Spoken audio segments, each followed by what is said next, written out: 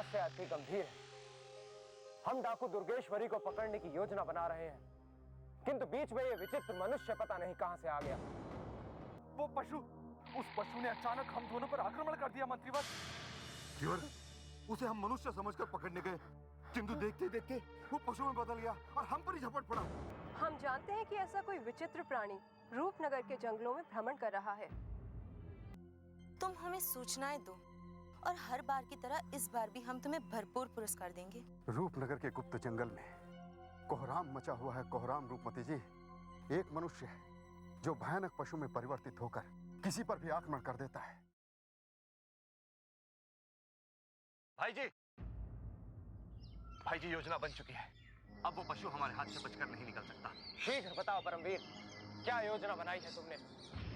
हम उस पशु को अपने वश में करने के लिए किसी भी सीमा को पार कर सकते हैं। भाई जी उस पशु को अपने वश में करने के लिए हमें उसे एक मनुष्य का लालच देना होगा। क्या उस पशु को वश में करने के लिए हमें किसी मनुष्य का लालच देना होगा? हम कुछ समझे नहीं परमवीर। भाई जी जिस प्रकार किसी शेर को पकड़ने के लिए जंगल में एक बकरी को पेड़ से बांधा जाता है और उस बकरी की गंध सूंघकर शेर उस पेड़ की ओर खींचा चला आता है, ठीक उसी प्रकार हम एक मनुष्य को जंगल में एक पेड़ से बांधेंगे और उस मनुष्य की गंध सूंघकर अवश्य अवश्य वो हमारी तरफ खींचा चलाएगा और हम उस पशु को घेर कर अपने वश में कर लेंगे। यही कहना चाहते थे ना तुम परमवीर? हाँ भाई जी, हम और हमारे सैनिक हाथ में तलवार और जलती मशाल लेकर उस पशु को घेर लेंगे। आग के विशाल घेरे में अपने आप को फंसा देखकर वो विवश हो जाएगा और इस तरह हम उस पशु को आसानी से अपने वश में कर सकते हैं। तुम्हारी योजना तो एकदम सटीक है परमवीर, किंतु इस कार्य को पूर्ण करने के लिए हम ऐसा मनुष्य कहां से लाएंगे? इस कार्य को पूर्ण करने के लिए आपके पास एक मनुष्य है भाई जी।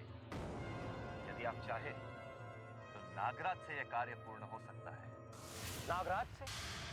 किंतु यदि हमारे वहां पहुंचने से पूर्व ही उस पशु ने नागराज का वध कर दिया तो हम क्या करेंगे परमवीर? हम इससे पूर्व ही वहां पहुंचकर उस पशु के चारों ओर एक आग का घेरा बना देंगे। यह देखते ही उस पशु का साहस टूट जाएगा और वो नागराज को छोड़ अपने प्राण बचाने के लिए संघर्ष करने लगेगा। तभी अवसर पाते ही हम और हमारे सैनिक उसे अग्नि से जलाकर भस्म कर देंगे। तुम्हारी योजना अति उत्तम है परमवीर, और हमें पूर्ण विश्वास भी है कि इस बार हमें सफलता भी अवश्य मिलेगी। किंतु इस कार्य के लिए तुमने नागराज को ही क्यों चुना, किसी और मनुष्य को क्यों नहीं? क्योंकि नागराज सदैव आपके सामने अपने प्राण देने की बात करता है।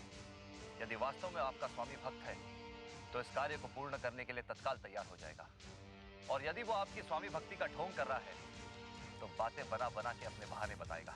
वाह परमवीर वाह, क्या दूर की कौड़ी लाए हो तुम।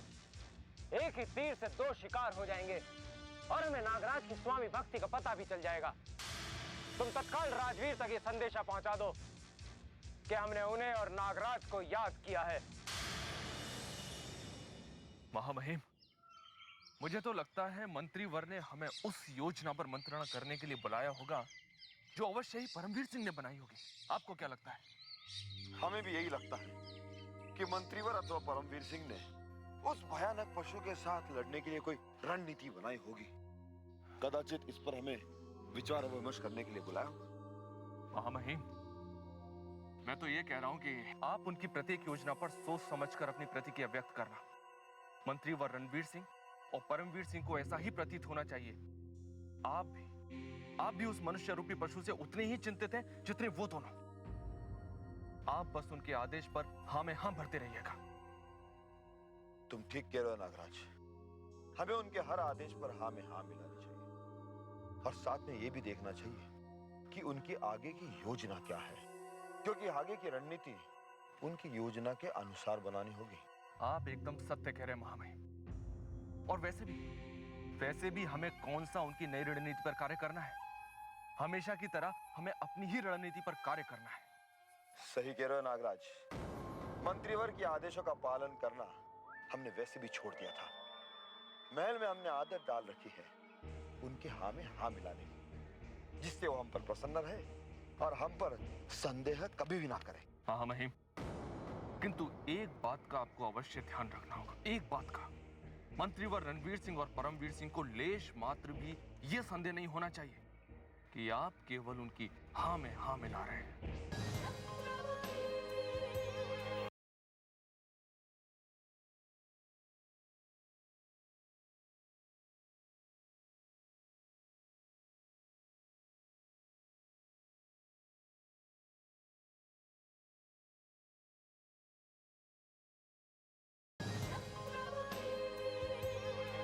हमें तुम्हारी स्वामी भक्ति और कार्य के प्रति समर्पण देखकर अत्यंत हर्ष हो रहा है नागराज।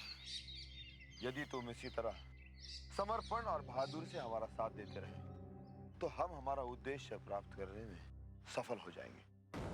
और वो दिन केवल हमारे लिए नहीं, अभी तो तुम्हारे लिए भी महत्वपूर्ण होगा। महामहिम, मंत्रीवर रणवीर सिंह का खेमा समीप आ गया है। हमें अपनी वार्ता यहीं समाप्त कर देनी चाहिए, अन्यथा उनको संदेह हो सकता है। चलिए।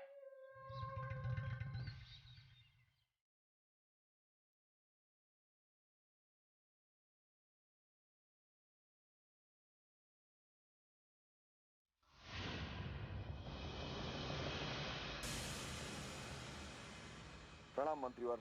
आओ राजवीर, हम तुम्हारी ही प्रतीक्षा कर रहे थे। परमवीर सिंह ने उस पशु को पकड़ने के लिए अति उत्तम योजना बनाई है।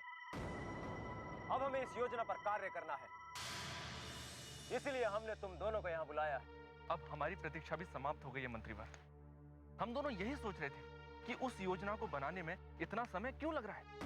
अब हमें शीघ्र से शीघ्र उस पशु को पकड़ने की योजना पर कार्य आरंभ कर देना चाहिए। क्यों महामहिम, है ना? हाँ नागराज, उस पशु को वश में करने के लिए देरी नहीं करनी चाहिए। बहुत उत्पात मचा चुका है इन जंगलों में, अब उसके वध का समय आ गया है। आदेश दीजिए मंत्रीवर, हमें क्या करना है? योजना के पहले चरण में हमें सिर्फ नागराज की आवश्यकता है, क्योंकि नागराज सदैव ही हमारे लिए संकट को हंसते हंसते झेलने को तैयार रहता है। क्यों नागराज, हम सत्य कह रहे हैं ना? आप 16 आने सत्य कह रहे हैं मंत्रीवर, 16 आने सत्य। यदि आपके प्राण बचाने के लिए मुझे अपने प्राण न्यौछावर भी करने पड़े तो वो भी मैं कर दूंगा। क्यों महामहिम, है ना? तुम सत्य कह रहे हो और यही एक स्वामी भक्त अधिकारी का कर्तव्य होता है। मंत्रीवर, कुछ ही समय पहले ये कह रहा था कि वो आपको संकट में देख नहीं सकता और समय आने पर ये अपने प्राण भी त्यागने को पीछे नहीं हटेगा। वो समय आ गया है नागराज। क्या? मैं कुछ समझा नहीं। हम समझाते हैं नागराज। जिस प्रकार किसी शेर को पकड़ने के लिए एक बकरी को पेड़ से बांधा जाता है, ठीक उसी प्रकार तुम्हें एक पेड़ से बांधा जाएगा और रात के घंघोर अंधेरे में तुम्हारी गंध पाकर वो भयानक पशु तुम्हारे समीप आएगा। इसके पश्चात क्या होगा?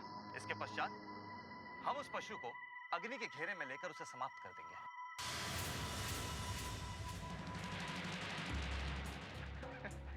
क्या बात कर रहे हैं परमवीर जी? क्या बात कर रहे हैं आप? इतने छोटे से कार्य के लिए मेरी क्या आवश्यकता है? ये कार्य तो आपका कोई भी सैनिक कर सकता है। ये कोई भी सैनिक। हाँ, यदि मैं आप सबके साथ उस पशु को पकड़ने का मोर्चा संभाल लूं ना, तो सबसे अधिक उचित रहेगा। कि क्यों महामहिम? अब बोलिए ना, समझाइए ना। नहीं नागराज, इस कार्य को पूर्ण करने के लिए हमें तुम्हारे ही तरह एक बुद्धिमान व्यक्ति और वीर योद्धा की आवश्यकता है। इसीलिए कार्य हम तुम्हें सौंपते हैं। किसी और पर हम विश्वास नहीं कर सकते। परमवीर ठीक कह रहा है नागराज, ये कार्य तुमसे बेहतर और कोई नहीं कर सकता। अब बताओ, तुम्हें क्या कहना है? अब किसी को क्या कहना है मंत्रीवर, बस आपके आदेश का पालन करो। कब क्या करना है? जैसे ही निशाचरी हमें उस पशु के आने की सूचना देगी, हम आगे के कार्य को आरंभ।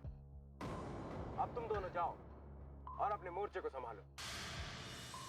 प्रणाम मंत्रीवर, हम आपके आदेश की प्रतीक्षा करेंगे। चलो नागराज। प्रणाम।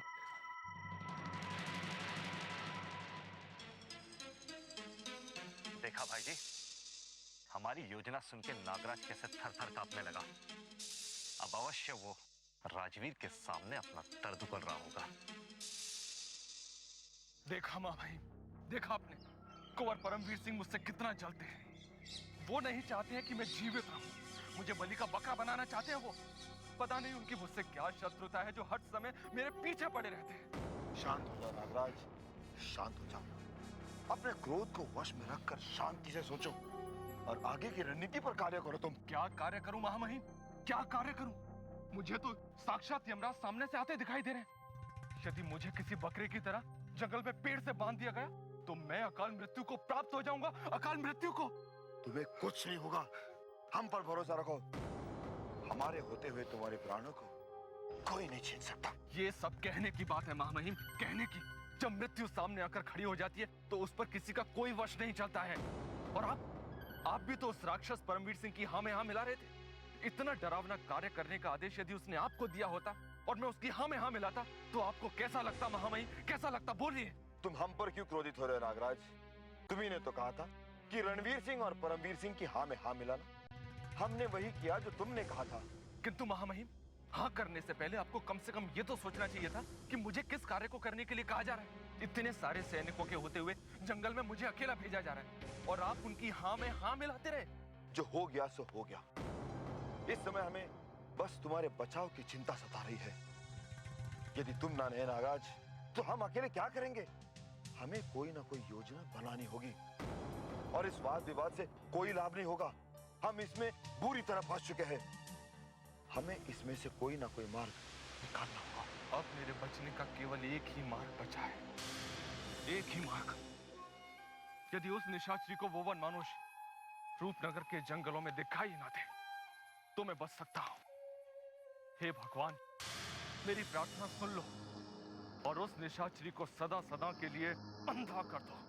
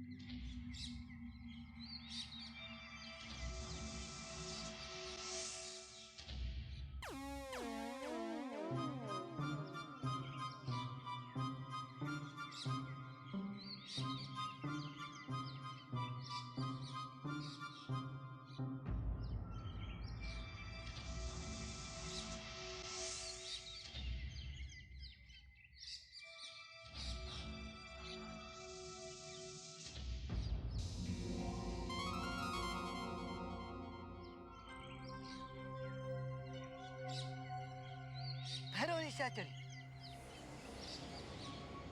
अरे चंगू मंगू, तुम दोनों यहाँ? तुम दोनों रूपनगर का महल छोड़कर इस मायावी जंगल में क्या कर रहे हो? सुना है इस गुप्त जंगल में हमारे सरकार के जैसा विचित्र प्राणी घूम रहा है। हम उसे मिलने आए हैं निशाचरी जी। क्या आपने उस विचित्र प्राणी को देखा है? तुम्हारे सरकार धुआं सिंह जैसा तो इस जंगल में कोई भी नहीं। लगता है आप हमें बताना नहीं चाहती, किंतु जैसे हमारे सरकार आधा मनुष्य और आधा पशु है, वैसे ही एक विचित्र प्राणी इस जंगल में आया हुआ है जो आधा मनुष्य और आधा पशु है। जैसे हमें पता चला कि हमारे सरकार के जैसा इस धरती पर कोई विचित्र प्राणी है तो हम खुशी से झूम उठे। किंतु हम पहले ये समझते थे कि हम जिस सरकार के साथ कार्य कर रहे हैं वो इस धरती पर अकेला ही है, उसके जैसा आधा मनुष्य और आधा पशु कोई नहीं। किंतु जब हमें इस सत्य का पता चला तो हम महल से भागे भागे यहाँ चले आए। क्या आपने उनके जुड़वा भाई को देखा है? ये तुमसे किसने कह दिया कि यहाँ एक विचित्र प्राणी घूम रहा है? हमें इसकी सूचना मंत्रीवर रणवीर सिंह के सैनिकों से मिली है। क्या? मंत्रीवर रणवीर सिंह के सैनिकों से? कैसे? किस सैनिक ने तुम्हें ये बात बताई है? हम मंत्रीवर रणवीर सिंह के उस सैनिक के अंतिम संस्कार में गए थे जिसे उस विचित्र प्राणी ने मार दिया। हमें वहीं पे पता चला कि मिल्खा सिंह को जिसने मारा है वो विचित्र प्राणी कभी कभी मनुष्य से पशु बन जाता है। यदि आपने उस विचित्र मनुष्य को देखा है तो बता दीजिए ना, हम अपनी कमाई का आधा धन आपको दे देंगे। तुम दोनों चूहों ने मुझे समझ के क्या रखा है मूर्खों? मेरे साथ ठिठोली कर रहे हो। यदि मैंने रणवीर सिंह को तुम्हारी ये बात बता दी तो वो तुम्हें भारी दंड भी दे सकते हैं। आप हमें धमका रही है निशाचरी जी? हाँ, इसे मेरी चेतावनी ही समझो। यदि तुम दोनों ने फिर कभी मुझसे ऐसी बात की तो मैं मंत्री व रणवीर सिंह से कहकर तुम्हें रूपनगर के महल से बाहर फेंकवा दूंगी। अरे तुम्हारे मंत्री और रणवीर सिंह हमें क्या महल से बाहर फेंकवाएंगे? अरे वो तो खुद हमारे होने वाले नए सरकार से डरते हैं, इसीलिए वो भय खा करके जंगल में कहीं दुम दबाकर छिप गए हैं। ये तुमसे किसने कह दिया? का नाम बता दो, फिर देखना मंत्री व रणवीर सिंह उसकी क्या दुर्गति करते हैं। हम किस किस का नाम बताएंगे? रूपनगर के लोग इसी बात की चर्चा कर रहे हैं। चंगू, अब चलो, यहाँ समय नष्ट करने से कोई फायदा नहीं है। चलो, हमारे होने वाले नए सरकार का ठिकाना हम किसी और से पूछते हैं। चलो। ये क्या हो रहा है? चंगू मंगू जैसे मूर्खों तक ये बात कैसे पहुंच गई? अवश्य कोई रहस्य है।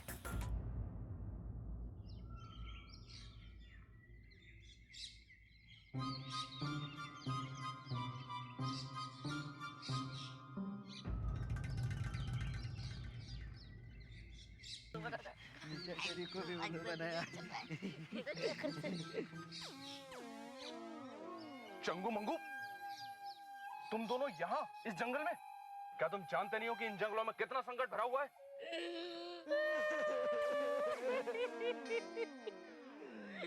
हुजूर, हमें सब पता है, किंतु हमें जैसे ही पता चला कि आपके प्राण संकट में है, तो हम चंगू मंगू से नहीं रहा गया और हम दोनों आपको आगाह करने चले आए। अरे मूर्खो, ये तुमसे किसने कह दिया कि मेरे प्राण संकट में है? मेरे प्राण। और तुम मुझे किस बात के लिए सावधान करने आए हो? हाँ? हम दोनों आपको ये बताने आए हैं कि मिल्खा सिंह के पश्चात आपकी बारी है। मेरी बारी? महामहिम, ये दोनों क्या कह रहे, मेरी कुछ समझ में नहीं आ रहा है। चंगू मंगू, साफ साफ कहो, क्या कहना चाहते हो? हम ये कहना चाहते हैं कि जो मनुष्य आधा पशु है, उसके भोजन का अगला निवाला नागराज जी बनने वाले हैं। मैं बनने वाला हूँ? ये तुमसे किसने कह दिया? बताते आप थोड़ा धैर्य रखिए और हमारी बात पूरी तरह से सुनिए। हम अपनी नन्ही जान हथेली पर रखकर आपको ये सूचना देने आए हैं। आप बीच में मत टोकिए। मंगू, आगे बोलो। हम क्या बोलूं चंगू? हम दोनों के नागराज जी के दर्शन हो गए। अब अगली मुलाकात हमारी शमशान में होगी। फर्क सिर्फ इतना है कि वहाँ पर नागराज जी की जगह नागराज जी का शव पड़ा होगा। मेरी अगली भेंट तुमसे शमशान घाट में होगी या कब्रिस्तान में, ये तो बात की बात है। कम से कम ये तो बता दो कि ये सूचना सत्य है या झूठी। मेरे प्यारे चंगू मंगू, चाहे ये मत बताओ कि ये सूचना तुम्हें किसने दी। नागराज जी, हम कोई आपके शत्रु नहीं है जो आपको भयभीत करने के लिए आपसे झूठ बोलेंगे। 16 आने ये सूचना सत्य है। आपके महामहिम को जो परम शत्रु है, हमें ये सूचना उनकी ओर से मिली है। अब तो आप समझ गए होंगे ना कि हम चंगू मंगू का संकेत किसकी ओर है। समझ गया महामहिम, मैं समझ गया। वो शत्रु केवल मंत्रीवर रणवीर सिंह और परमवीर सिंह ही है। मंत्रीवर रणवीर सिंह ने हमें मृत्यु के घाट उतरवाने के लिए ही यहाँ कार्य के लिए भेजा है।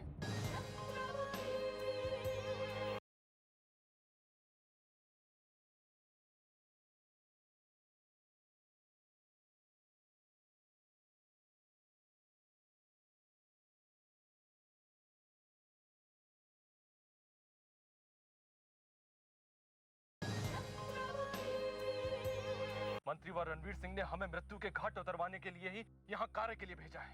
आप बिल्कुल सत्य समझ रहे हैं नागराज जी, किंतु हम आपके लिए शुभ समाचार भी लाए हैं। अरे वो दोनों उस भयानक पशु से भयभीत होकर के उस भयानक जंगल में छुप गए हैं, किंतु वो दोनों ये नहीं जानते कि वो भयानक पशु उस भयानक जंगल में भी उन तक पहुंच जाएगा। ये सब तुम दोनों कैसे जानते हो? इतनी सारी गुप्त सूचनाओं का पता तुम्हें कैसे लगा? सरकार, आप आम खाइए, गुटलियां मत गिनिए। हमें तो नागराज जी के दर्शन हो गए। अब नागराज जी अगर जीवित रहेंगे तो हम फिर मिलेंगे चंगू। चलो चलो। जय राम जी की। भगवान नागराज जी की आत्मा को शांति देना। चलो चंगू। तुम्हारा अंदेशा सही निकला नागराज। मंत्रीवर ने हमें अपने जाल में फंसा लिया, किंतु वो नहीं जानते कि राजवीर सिंह को वश में करना असंभव है। उन्होंने हमारे साथ छल किया है, इसलिए हम उनका साथ छोड़ देंगे और अति शीघ्र उनके साथ बगावत कर देंगे। आपने मेरे मन की बात कह दी महामहिम। अब हम मंत्रीवर रणवीर सिंह और परमवीर सिंह को उन्हीं की चाल से मात देंगे। बताओ क्या योजना बनाई है तुमने? महामहिम, मंत्रीवर रणवीर सिंह और परमवीर सिंह जब तक यहाँ जंगल में उलझे हुए हैं, हम इस अवसर का लाभ उठाकर रूपनगर में अपनी सेंध लगा सकते हैं और महल में कोई षड्यंत्र रच के मंत्रीवर के खिलाफ बगावत का बिगुल भी बजा सकते हैं। योजना सटीक है। अब मंत्रीवर के बुरे दिन शुरू हो गए। हे भगवान, चंगू मंगू को सदा सुखी रखना, सदा। उन्होंने सही समय पर सूचना देकर महामहिम के नेत्र खोल दिए। अब देखना मंत्रीवर रणवीर सिंह और परमवीर सिंह कैसे मेरे सामने अपने प्राणों की भीख मांगते हैं।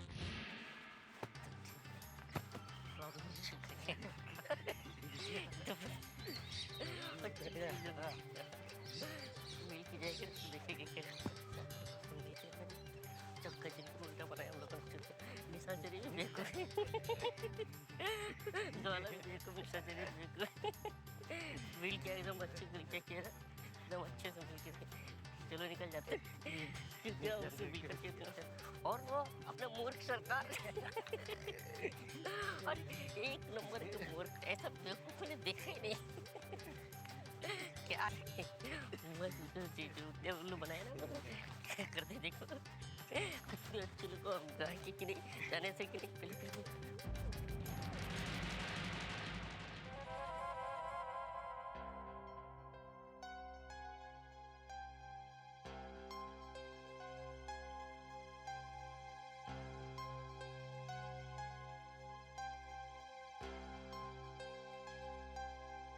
प्रणाम ज्वाला जी।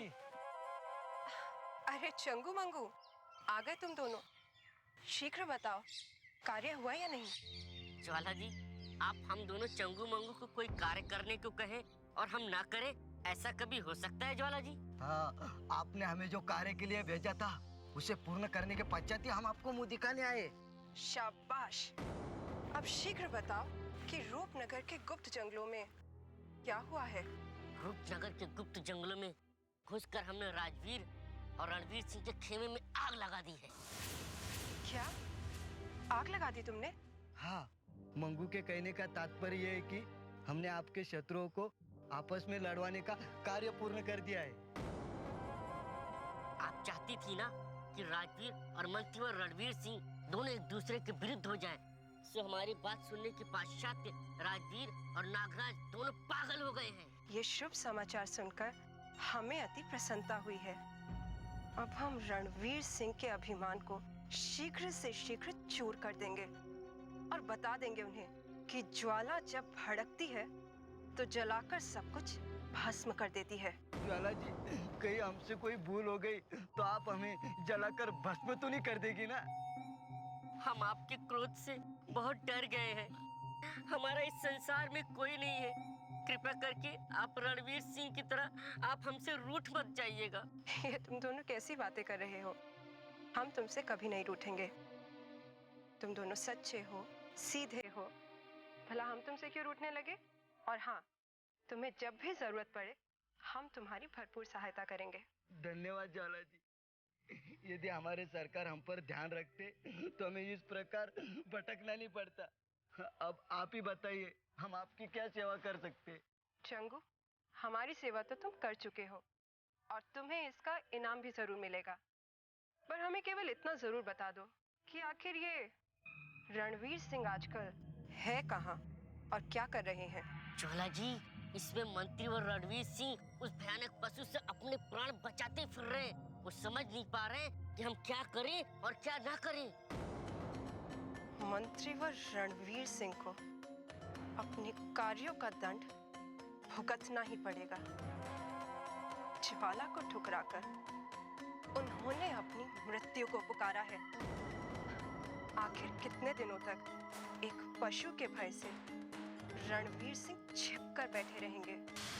एक ना एक दिन अपने बचे कुचे सम्मान को बचाने के लिए उन्हें अपने बिल से निकलकर आना ही पड़ेगा। तुम समझ नहीं रहे हो परमवीर, अब हमें खुलकर सामने आना ही होगा। हम आपकी भावनाओं को समझते हैं भाई जी, किंतु कदाचित आप हमारी भावनाओं को नहीं समझ पा रहे हैं।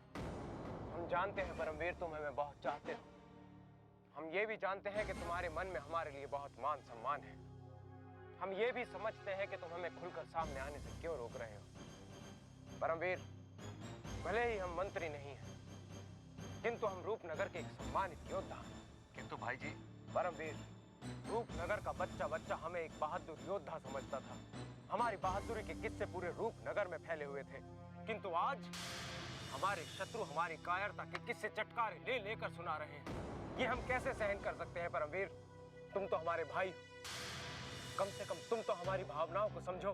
हम समझ सकते हैं भाई जी कि इस समय आप पर क्या बीत रही हो, किंतु ये समय जोश में आने का नहीं, अभी तो होश में रहकर कार्य करने का है। आप जैसे बहादुर योद्धा को इस तरह जोश में आना शोभा नहीं देता भाई जी।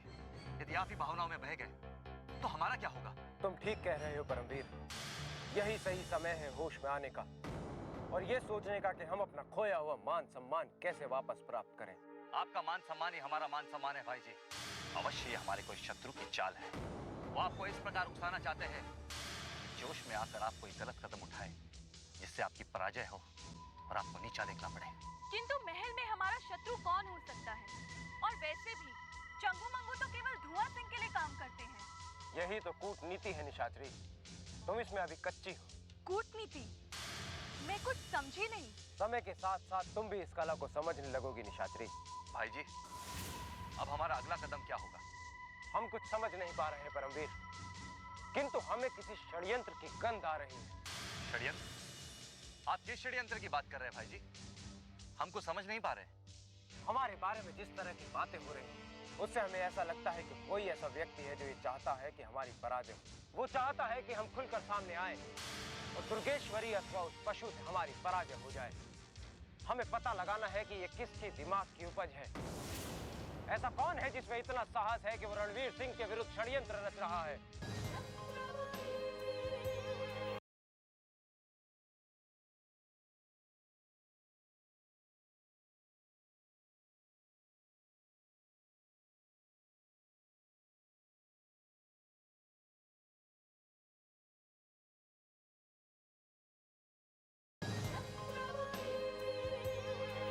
षड्यंत्रकारी हम नहीं है अभय सिंह, हो ना हो ये उस ज्वाला का ही काम है, क्योंकि इधर की उधर करने में उसे कुछ अधिक ही आनंद आता है।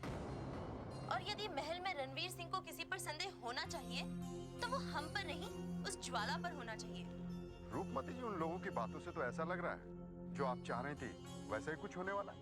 हम तुम्हारा तात्पर्य समझे नहीं अभय सिंह, तुम कहना क्या चाहते हो?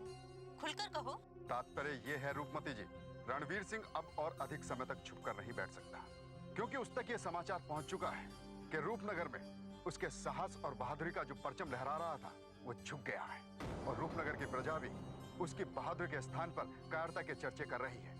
और इसी अपने बिखरे हुए आत्मसम्मान को समेटने के लिए रणवीर सिंह अपने गुप्त स्थान से निकलकर बाहर आएगा और उसका यही कदम हमारे लिए अत्यधिक लाभदायक होगा। लाभदायक तो तब होगा जब इस युद्ध में रणवीर सिंह की हार होगी। रणवीर सिंह की हार तो निश्चित है रूपमती जी, इसमें कोई संदेह नहीं है। संदेह तो हमें भी नहीं है अभय सिंह, किंतु चिंता इस बात की है कि कहीं राजवीर सिंह और नागराज दुर्गेश्वरी के विरुद्ध रणवीर सिंह की सहायता के लिए ना खड़े हो जाए। आप चिंता मत कीजिए रूपमती जी, ऐसा कुछ नहीं होगा। तुम ये भूल रहे हो अभय सिंह, ऐसा पहले भी हो चुका है। वो दोनों आपस में लड़ते हैं और फिर एक हो जाते हैं। और तुम ये भी भूल रहे हो कि राजवीर सिंह और नागराज रणवीर सिंह के सामने उसके चापलूस अधिकारी हैं। और यदि दिखावे के लिए हाँ भर दी तो? यदि ऐसा हुआ तो इससे अच्छा और क्या होगा रूपमती जी, मैं तो चाहता भी यही हूँ। क्या?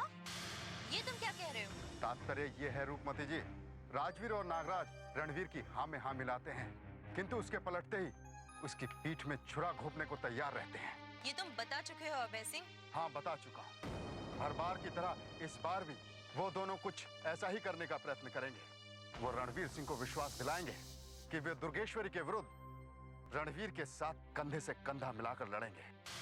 किंतु इस महासंग्राम में वे दुर्गेश्वरी के विरुद्ध नहीं, अपितु उसके साथ मिलकर रणवीर सिंह के विरुद्ध लड़ेंगे। ऐसे तुम इतने विश्वास के साथ कैसे कह सकते हो अभय सिंह? ऐसा मैं उनकी बातें सुनकर ही कह रहा हूं रूपमती जी। राजवीर और नागराज किसी भी स्थिति में रणवीर की जीत नहीं चाहेंगे। उनका उद्देश्य केवल रणवीर को नीचा दिखाना है। बस राजवीर और नागराज एक अच्छे अवसर की तलाश में हैं। सत्य कह रहे हो नागराज, अब समय आ गया है। मंत्रीवर के बारे में हमें कुछ ना कुछ सोचना ही होगा। सोचना कैसा महामहिम, अब तो निर्णय लेने का समय आ गया है। नहीं नागराज, निर्णय लेने का समय अभी नहीं आया है। लोहा अभी पूरी तरह गर्म नहीं हुआ है। मंत्रीवर पर हाथ डालने से पहले हमें कुछ और सोचना होगा। महामहिम, हम सोचते रह जाएंगे और मंत्रीवर षड्यंत्र पे षड्यंत्र रचते रहेंगे। कहीं ऐसा ना हो महामहिम कि आपका उनको हराने का सपना एक सपना ही रह जाए। कभी कभी हमें ऐसा लगता है कि हमने तुम्हें आवश्यकता से ज्यादा छूट देके रखी है। अपनी सीमा में रहकर बात किया करा करो नागराज। क्षमा कीजिए महामहिम, मेरा उद्देश्य आपको क्रोधित करना नहीं था, अपितु आपको मंत्रीवर से सचेत करना था। हम जानते हैं कि हमें क्या करना चाहिए और क्या नहीं। तो हमारी आगे की रणनीति क्या होगी महामहिम? हमें शीघ्र मंत्रीवर रणवीर सिंह को हमेशा हमेशा के लिए हमसे दूर कर देना चाहिए। आपने तो मेरे मन में आई बात कह दी हुजूर, मेरे मन की बात। जब चंगू मंगू जैसे तुच्छ प्राणी मंत्रीवर की चालों को समझ सकते हैं, तो हम जैसे अधिकारी क्यों नहीं समझ सकते? अब हमारे नेत्र खुल गए हैं नागराज। अब हमें पता चला है कि हमारा अपना कौन है, कौन पराया। यही बात तो मैं आपको समझाना चाहता हूं महामहिम।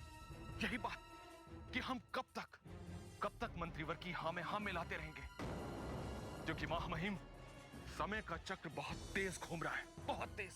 तुम ठीक कह रहे हो नागराज, समय का चक्र तेजी से बढ़ रहा है। सुख का हिस्सा हमारी ओर और दुख का सिरा मंत्रीवर की ओर तेजी से चला जा रहा है।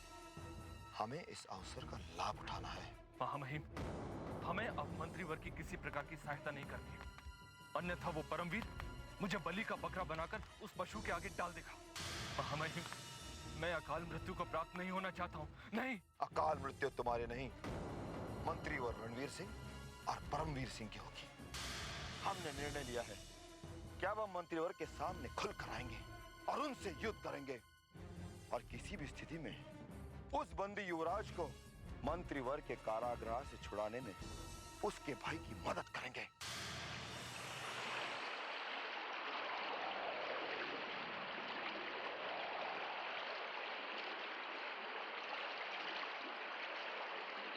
रूपनगर के सुनसान जंगल में दुर्गेश्वरी ने हमें अकेला छोड़ दिया। वो अपने साथियों के साथ आगे बढ़ गई, वो भी बिना कुछ हमें बताए। क्यों किया उसने ऐसा? हमसे ऐसी कौन सी भूल हो गई जो दुर्गेश्वरी ने अचानक हमसे नाता तोड़ लिया? नहीं युवराज, ऐसा नहीं है। दुर्गेश्वरी ने तुमसे नाता नहीं तोड़ा है। दुर्गेश्वरी तुम्हारी सुरक्षा के कारण तुम्हें यहाँ अकेला छोड़ गई है। हमारी सुरक्षा के लिए? ये तुम कैसे जानती हो? चौंको मत युवराज, मैं एक परी हूँ, इसलिए तुम्हें कभी असत्य नहीं बोलूंगी। दुर्गेश्वरी नहीं चाहती कि तुम पर आगे कोई संकट आए, इसलिए कोई कारण बताए बिना ही चली गई। किंतु ये निर्णय दुर्गेश्वरी ने हमसे बिना पूछे ले लिया। अब हम अपने भाई से कैसे मिलेंगे? न जाने वो किस तरह कैसे अपना जीवन बिता रहे होंगे। तुम्हारे भाई सूर्य प्रताप सिंह अभी सुरक्षित है युवराज, किंतु वो रणवीर सिंह के गुप्त कारागार में बंदी हैं। हमारे भाई को बंदी बनाना असंभव है। फिर कौन सी ऐसी शक्ति ने उन्हें परास्त किया? जादूगर भैरवनाथ ने अपनी जादुई शक्तियों से कुंवर सूर्य प्रताप सिंह को अपने जाल में फंसा लिया है युवराज, अन्यथा वो कभी किसी के वश में नहीं आते। अब समझे, हमारे भाई को भैरवनाथ ने छल से फंसाया है, किंतु वो रणवीर सिंह के कारागार में कैसे पहुंचे? क्या हमारे भाई सूर्य प्रताप को जादूगर भैरवनाथ ने रणवीर सिंह को सौंप दिया?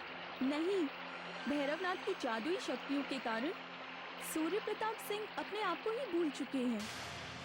उन्हें कुछ भी याद नहीं कि वो कौन है, कहां से और क्यों आए हैं। इसी का ही लाभ उठाकर रणवीर सिंह के सैनिकों ने एक दिन जंगल में भटकते हुए सूर्य प्रताप सिंह को पकड़कर बंदी बना लिया। हम जादूगर भैरवनाथ और रणवीर सिंह को अब जीवित नहीं छोड़ेंगे। जिस दिन हमारा सामना उनसे हो गया, उस दिन उनके जीवन का आखिरी दिन होगा। हम तो इतने विवश हैं कि ये भी नहीं जानते कि दुर्गेश्वरी कहाँ है। पता नहीं किसके भय से उसने हमें इस जंगल में अकेला छोड़ दिया।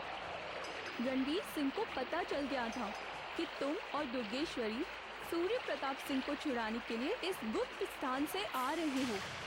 इसीलिए तुम्हें सुरक्षित रखने के लिए दुर्गेश्वरी अकेले ही अपने गिरोह के साथ चली गई। किंतु हमारे यहाँ पहुँचने की सूचना रणवीर सिंह को कैसे पता चली?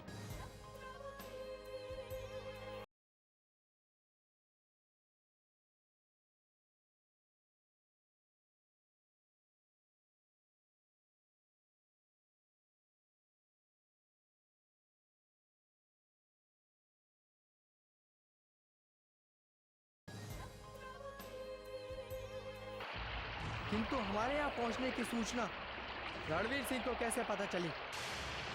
उसे रूपनगर और रूपनगर में होने वाली किसी भी घटना का पता तत्काल चल ही जाता है युवराज। रणवीर सिंह के पास सैकड़ों गुप्तचर हैं, जो उसे सारी गुप्त सूचनाएं देते रहते हैं। किंतु दुर्गेश्वरी को ये कैसे पता चला कि रणवीर सिंह को हमारे आने का पता चल चुका है? दुर्गेश्वरी वर्षों से रूपनगर के जंगलों में रहती हैं, इसीलिए उनके पास भी अनेकों गुप्तचर हैं, जो उन्हें शत्रुओं की गुप्त सूचनाएं देते रहते हैं। अब तुम समझ गए युवराज, दुर्गेश्वरी तुम्हें अकेला यहाँ छोड़कर क्यों गई है? हम सब समझ गए परिपराग्नि। दुर्गेश्वरी हम दोनों भाइयों के प्राण बचाने के लिए अपने प्राण का बलिदान देने गई है। यदि उसे कुछ भी हो गया तो हम प्रण करते हैं कि रूपनगर के इन जंगलों को आग लगा देंगे, जिसमें जलकर रणवीर सिंह मृत्यु को प्राप्त हो जाएगा। नागराज, मंत्रीवर के प्रति हमारे मन में घृणा का विष पूरी तरह से भर चुका है। आज से हम उनका विनाश देखना चाहेंगे। किंतु पता नहीं, बगावत का विचार आते ही हमारे मन में आत्मग्लानि सी होती है। महामहिम, आपका मन बहुत कोमल है ना, इसलिए आप अपने बड़े से बड़े शत्रु को भी क्षमा कर देते हैं। किंतु मंत्रीवर रणवीर सिंह और परमवीर सिंह ने कभी ऐसा नहीं किया, कभी नहीं। यदि इस बार हम पीछे हट गए तो ये अवसर हमारे हाथों से निकल जाएगा महामहिम। नहीं नागराज, ये अवसर हम अपने हाथों से नहीं जाने देंगे। यही वो अवसर है जो हमें रूपनगर की सत्ता दिला सकता है। यदि किसी तरह परमवीर सिंह और रणवीर सिंह का अंत हो जाए तो हमारे सामने पड़ी सारी बाधाएं समाप्त हो जाएगी। इसके पश्चात रूपनगर के उस बूढ़े महाराज को मारकर सत्ता के साथ साथ हम राजकुमारी चंद्रमुखी को प्राप्त करना कौन सी बड़ी बात है? जब आपने इतना सोच ही लिया है महामहिम, तो आप अपने मन में आत्मग्लानि क्यों लाते हैं? क्यों? चंगू मंगू जैसे तुच्छ सेवकों को मंत्रीवर की गुप्त योजना का पता चल जाता है और हम जैसे अधिकारियों को इसकी भनक तक नहीं लगती। सोचिए महामहिम, सोचिए। यदि इस गुप्त सूचना का पता हमें चंगू मंगू से नहीं लगता तो मेरे पश्चात वो परमवीर सिंह आपको भी मृत्यु के घाट उतार देता, जीवित नहीं रहने देता वो आपको। इसलिए उस नाग पर कभी दया मत कीजिए जिसने हम दोनों को डसने के लिए अपना फन उठा लिया है। उस नाग का फन कुचलने के लिए हमने अपना पैर ऊंचा उठा लिया है नागराज। समय आने पर हम उस नाग का फन कुचल डालेंगे। किंतु राजनीति की बिसात पर कूटनीति की चालें चलना हमने मंत्रीवर से सीखा है। इसलिए गुरु के पीठ पर खंजर भोंकने से पहले हमें उन पर तरस आ रहा है। उस मनुष्य पर तरस खाने से क्या लाभ, जिस मनुष्य ने हमें हमारे ही सुखों के लिए तरसा दिया। यदि मंत्रीवर और परमवीर सिंह महल में वापस लौटकर नहीं आते तो अब तक आप रूपनगर के महाराज और मैं आपका प्रधानमंत्री बन गया होता। अब वो समय आ गया है नागराज, तुम्हारी इच्छा अवश्य पूरी होगी। महामंत्री रणवीर सिंह और परमवीर सिंह को समाप्त करने में अब हमारे कदम पीछे नहीं हटेंगे। हम भूल चुके हैं कि मंत्रीवर हमारे गुरु रह चुके हैं। अब गुरु का वध होगा और शिष्य का राज्याभिषेक। इस शुभ कार्य में देरी कैसी महामहिम, कैसी देरी? लोहा गर्म है, चोट मारने का यही उचित समय है। यदि लोहा ठंडा हो गया तो लेने के देने भी पड़ सकते हैं। तुम ठीक कह रहे हो नागराज। चलो चलकर मंत्रीवर का गुप्त ठिकाना ढूंढ लेते हैं और उन्हें घेरने की योजना बनाते हैं।